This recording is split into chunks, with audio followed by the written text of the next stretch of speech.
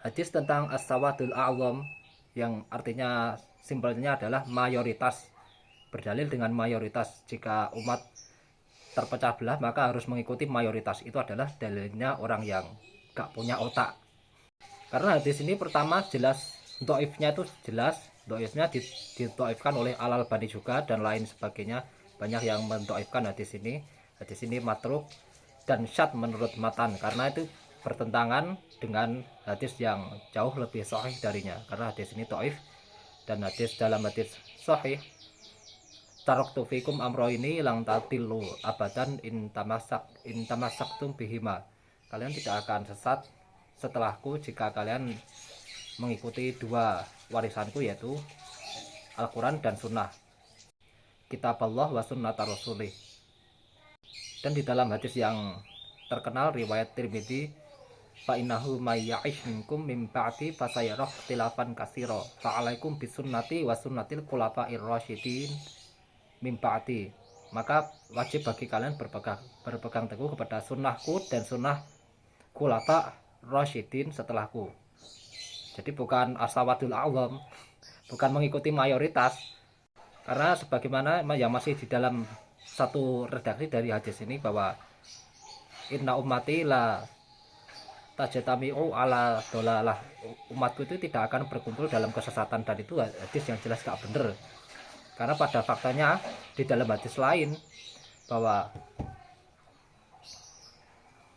al-islamu gharib wa sayaudu ghariban. Pada al-islamu gharib wa sayaudu ghariban. Islam itu dimulai dari asing dan kemudian akan berakhir dan akan kembali asing lagi. Jadi orang-orang yang asing yang jelas itu adalah minoritas, bukan mayoritas, itu dianggap berpegang teguh kepada sunnah. Jadi orang yang berpegang teguh kepada sunnah itu yang jelas itu adalah justru minoritas.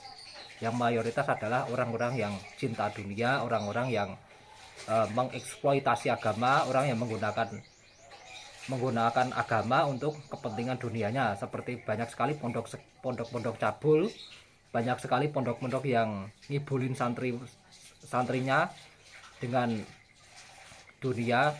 Bahkan jadi kiai itu tidak perlu ilmu, cuma bikin pondok, kita bikin usaha yang mengatasnamakan agama.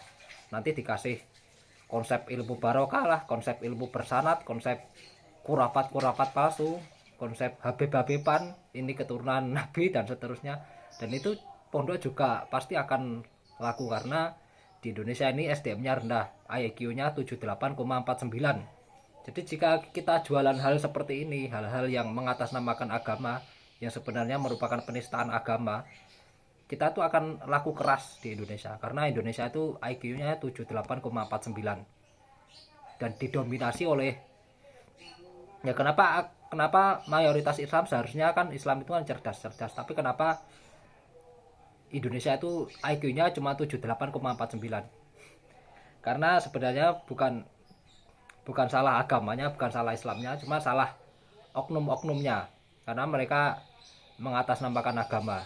Jadi mereka itu bukan menghidupi agama, tapi mereka justru memanfaatkan agama untuk kehidupan mereka, untuk kepentingan mereka sendiri. Maka dengan demikian, tersisalah hanya sedikit orang yang mau memperjuangkan agama dengan tulus, yang mau berpegang kepada sunnah. Jadi orang yang berpegang sunnah itu tidak terlalu banyak, karena mereka mencari uang dengan misalkan bikin restoran, bikin usaha dunia untuk menghidupi agama. Kalau ahlul bid'ah sebaliknya, mereka bikin bisnis agama, jual air keramat, jual kuburan palsu dan seterusnya, jual ilmu barokah, ilmu bersanad. Itulah yang merupakan dagangan ahlul bid'ah. Maka gak heran jika ahlul bid'ah itu adalah mayoritas.